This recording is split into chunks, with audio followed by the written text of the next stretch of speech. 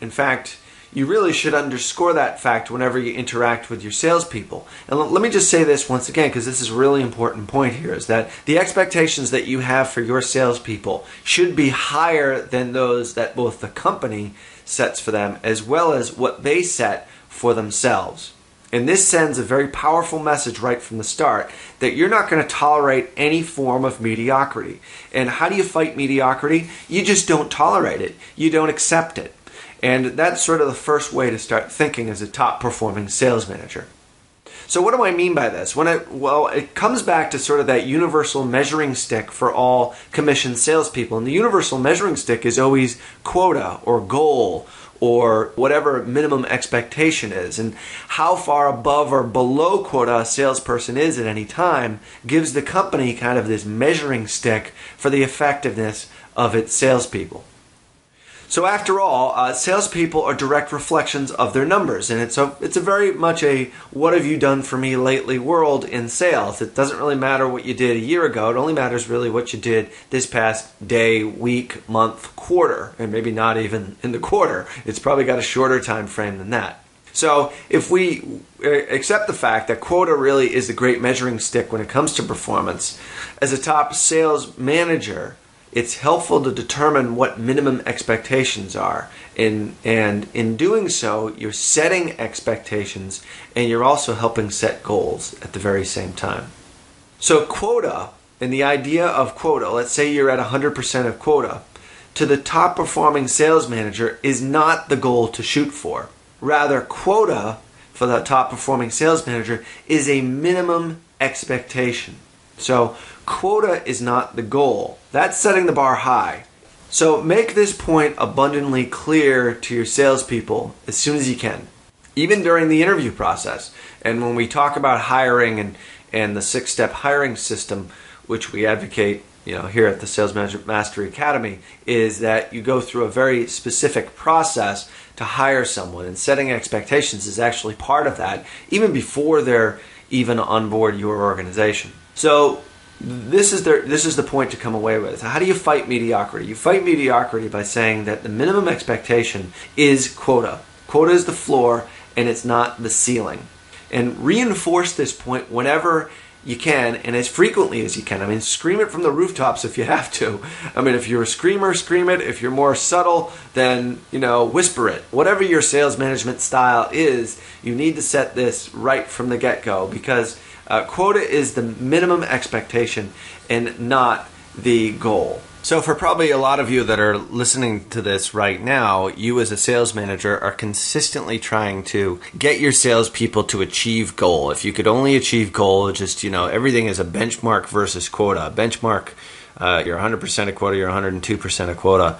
The way to really achieve just astronomical sales results is to take the quotas that are given to you by the company and to make those goals, the individual goals for your salespeople, even higher than your quota goals. And this does a couple of different things. And we'll talk about this in our goal setting workshops that will be coming up in future shows and how you actually do this. But the very important thing to remember here is that if you shoot for a goal, chances are you might not hit it. You might come a little bit short.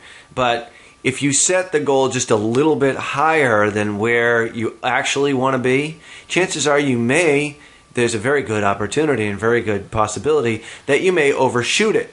And plus, even if you miss it, then you're still going to be right around where the sub-goal, in this case, quota, would be. So let's say the goal that you have been setting for all your sales representatives up until this point has been 100% of goal attainment. Well, some of them make a little bit more, some of them make a little bit less.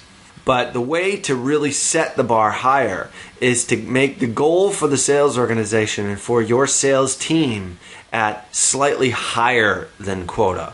That way, if they miss the goal, they still hit quota. And as we'll talk about here in this show, if you can get 50 to 60% of your sales team achieving goal and then the other half exceeding goal, you're going to be in a very, very good position as a sales manager and as a business owner. So Is this standard rigorous? Yes, it absolutely is. But this is why it's called setting the bar higher. Is it ruthless? It's not. I don't think it is. What you're really doing here is creating a culture of discipline in the sales district as well as in the sales organization.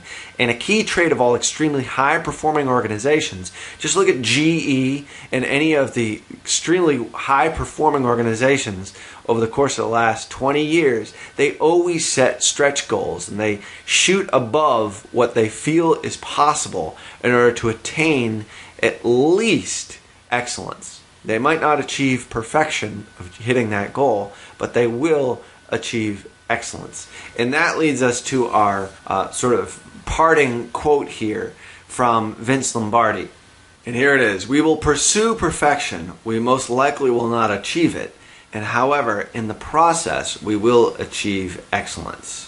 So perfection isn't attainable, but if we chase perfection, we can catch excellence. And that's really the take-home message here. So this is the essence of setting the bar higher. And as an ambitious sales manager or a manager of sales managers who deeply desire to unleash the very best from their sales reps and accomplish the sales revenue goals that you have for your organization, this is one of the very first steps in doing so. And it comes from you setting the tone very early as far as what your expectations are. And if you set the bar higher and make your standards incredibly high, if not even maybe somewhat impossible to achieve, then you'll achieve more than you ever thought possible. And if you look at Vince Lombardi, he won 5 championships in 7 years after the Green Bay Packers were just the absolute worst of the worst prior to his first couple years coming on as their coach. So that's what we talk about when we seek perfection.